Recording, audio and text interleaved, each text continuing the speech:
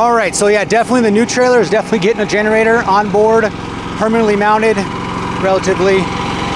Using this to actually charge the battery bank. We are putting in 12 amps, so realistically probably only about 6 or 7 amps are going into the battery bank. It's pretty much fully charged. It's been going on for not overnight, but yesterday and today. Just charging some more stuff here. So the Predator generator is absolutely kicking butt. But let's get into why I go completely cordless and battery powered pretty much everything. Let's get into it.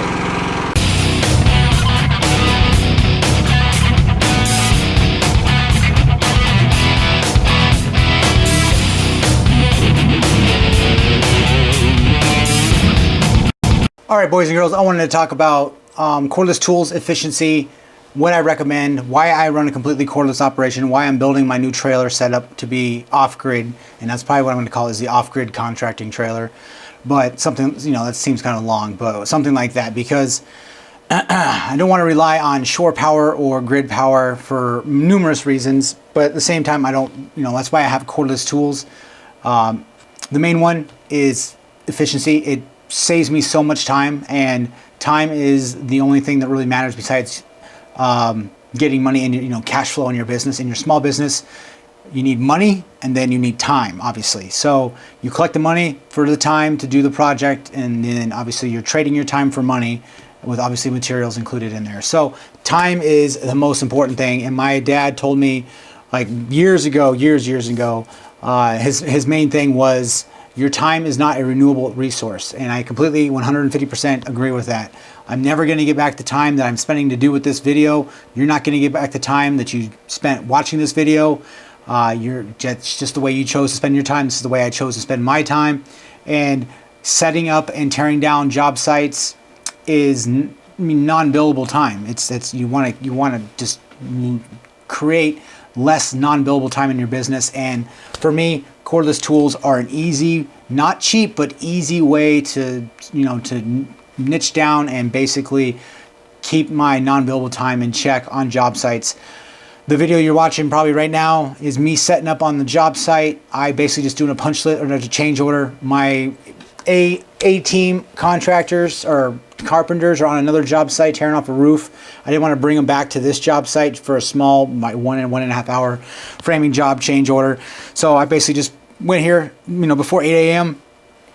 I timed myself, kind of put up the camera. Besides, obviously, the customer, you know, you saw right there where the customer wanted to come talk about stuff, which is fine, fantastic. I like that kind of stuff.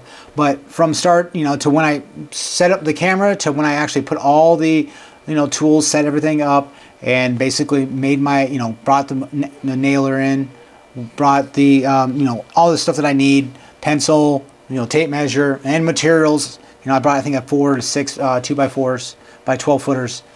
And I made my first cut. It was about 5.5 minute mark on the video. So you'll see that. That was my first cut. How much time would I save if I had corded tools? I'd say a couple minutes, because you got to roll out an air compressor for the nailer. You got to roll out the extension cords for the miter saw, plug everything in, find, obviously, you know, find outlets, make sure you're not blowing a breaker, because, you know, your compressor and your miter saw are on the same circuit, etc., etc. So how much time? It's probably, you know, if I had to guess, you know, an extra minute, maybe a minute and a half, 2 minutes. I mean, you guys tell me what you guys think in the comment section below, how much time it would take you to roll out your air compressor and all that kind of stuff. So, you know, now that's not that, you know, 2 minutes is not that much in the grand scheme of things of the day's work, but you got to think if you're doing multiple jobs, you know, setting up and tearing down. So that's an extra 2 minutes to, you know, rolling up your extension cords, rolling up your extra tools. Just, you know, it's extra time that you're not going to get back on the job site. So for me, time and efficiency, that's the #1 key for having a completely cordless job site, and my tools all being cordless. And, you know, obviously most of you watching, you don't own a corded drill. Like, you're going to have a regular cordless drill because there's just so mainstream these days, impact, stuff like that. But miter saws, not so much. Table saws, not so much. You know, compressors, nailers, you're going to want, most people probably have pneumatic. So you're going to need a compressor, and then you're going to need a hose and all that kind of stuff. So value your time. It's absolutely imperative. You need to keep a hold of your time and then charge and bill accordingly. That's just absolutely how I look at it. As far as efficiency, that's why I have cordless tools. Is the time it's, you know, it's crazy. You got to keep them organized, get them tangled. That bothers me. And it's not only is that, it's a trip hazard. Hoses up high, you know, get yourself wrapped in them, all that kind of stuff. Obviously, professionals don't have that problem, but it's something out there you have to look out for. Walking on roofs with extension cords and hoses and everything like that as well. Cordless tools have their own power source all the time if they have a battery on them. So you can, you know, punchless work super easy. Like, do you really want to roll out your compressor, your pancake compressor, bring out your 18 gauge to maybe just to tie in some base molding, like maybe 4 nails? Like, come on, that's it. Yeah, you're going to do it because that's what you have. But man, if you had the cordless, it's nice. Don't get me wrong. It's absolutely great, and that's why you pay for the big bucks for those, you know, those battery operated nailers. You don't obviously have to worry about grid power. So we do lose power every once in a while. Plus, obviously, the job site you guys are looking at, I didn't have to plug in, so that's a new construction. So there's no power, and there's not, you know, the house has power, but that's where we found it. That's where my carpenters find the power. But if it's a new construction, addition, something like that happens, and there's no power, then you're not working. So I don't have that problem with cordless tools. I'm not going to have that problem with my new trailer. Now I don't even have that problem with my existing trailer. I got a battery bank. We've got, you know, inverter, solar. And then I'll have a generator, onboard generator for the new trailer. That's just what I want. That way I can power everything I need to, and there's no reason why I need to leave the job site for unknown, you know, not thought of circumstances like, you know, grid power going down or anything like that. So I've already touched on the next one. It's safe. It's just safer having no extension cords on the job site. And also, this is like, I was talking to my customer there a while ago, another day, and the compressor kicks on, so then basically our conversation stops because we can't hear each other. We can't hear anybody think, so we had to move to another location. Yeah, no big deal. Obviously, you know, my carpenters need that tool to do their job, but you know, if it was me, you know, it's like, hey, now either the conversation's over, we move someplace else, and obviously I want to continue the conversation because we were talking about money, different things you wanted to change, everything like that. So it's just an inconvenience as well. But you know, if you're roofing in huge houses and stuff like that, you're not going to be using cordless nail guns like that. You're going to have obviously compressors on site, but it's a nuisance. It's just more noise and it's more work, period. So you know, working hours is another thing. I was there before 7 a.m.